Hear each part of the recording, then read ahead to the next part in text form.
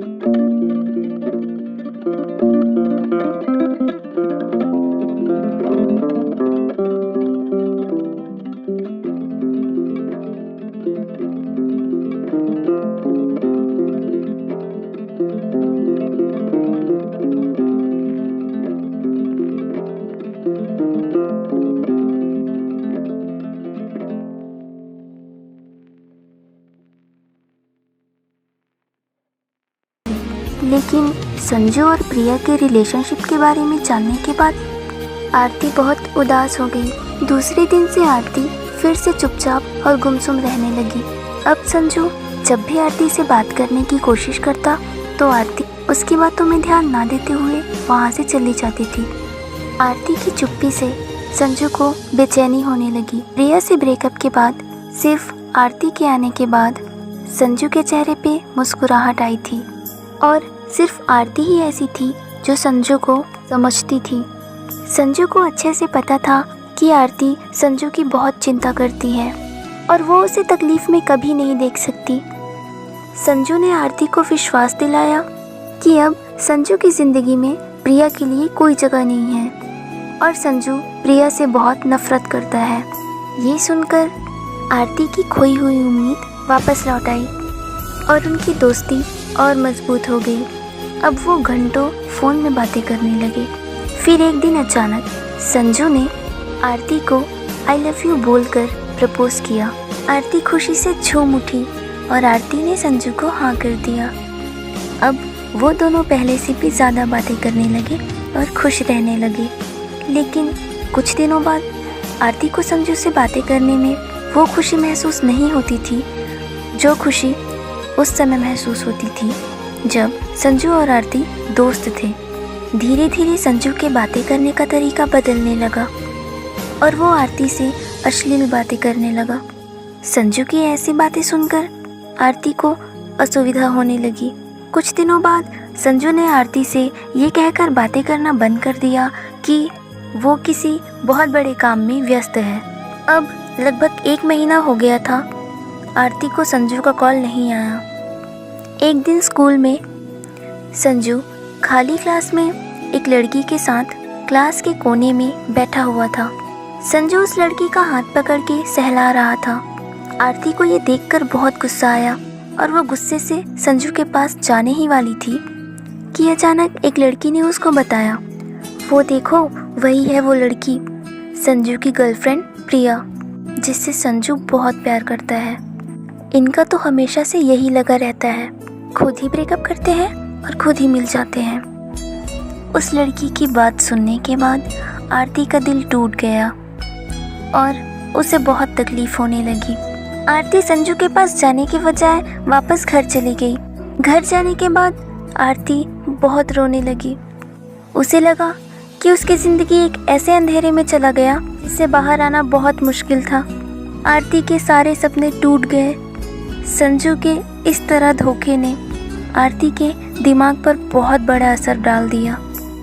फिर भी आरती ने एक आखिरी बार संजू को कॉल किया। कॉल उठाकर गुस्से से संजू ने कहा, क्या हुआ? क्यों बार बार कॉल कर रही हो? क्या तुम्हें एक बार में समझ नहीं आता? मैंने बताया ना कि मैं बिज़ी हूँ।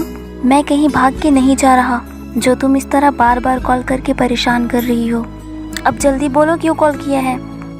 आरती ने सिसकियों से भरी आवाज़ में कहा, बस एक आखिरी बात, तुम हो तो मैं हूँ। अपना ख्याल ऐसे रखना जैसे तुम नहीं मैं हूँ। बस इतना कहकर आरती ने फ़ोन काट दिया। आरती और उसकी कोई भी बात संजू के लिए फालतू हो गई थी। उस दिन के बाद आरती ने स्कूल आना बंद कर दिया। उस दिन के बाद आरती ने संजू को कभी कॉल नहीं किया। अब लगभग 1 साल हो गए थे। प्रिया ने संजू को धोखा देकर किसी अमीर लड़के से शादी कर ली। उस दिन से संजू को आरती की कमी महसूस हुई और संजू पागलों की तरह आरती को खोजने निकल गया। आरती के घर जाने के बाद संजू को पता चला कि आरती और उसके परिवार वाले 1 साल पहले ही वहाँ से कहीं और चले गए हैं। अब संजू आरती को ढूंढने गया। वो एक कुएं के पास गया, लेकिन चक्कर आने की वजह से वो कुएं में गिरने ही वाला था कि पीछे से किसी ने उसका हाथ खींचा। वो कोई और नहीं बल्कि आरती थी। संजू आरती को देखकर बहुत खुश हुआ। आरती ने संजू का हाथ पकड़कर वही आखिरी बात कही, तुम हो तो मैं हूँ। तुम अपना ख्याल ऐसे रखना जैसे तुम नहीं तुम मैं हूँ। संजू बोला, नहीं, मेरा ख्याल अब तुम रखोगी। अब तुम मुझे छोड़कर कहीं मत जाना आरती। संजू पानी से अपना मुंह धोने लगा। वहाँ पे आरती नहीं थी।